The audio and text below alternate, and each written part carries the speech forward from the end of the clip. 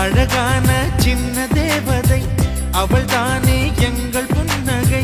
நாள்தோறும் இங்கு பண்டிகை, நம் வானில் வான வேடிக்கை.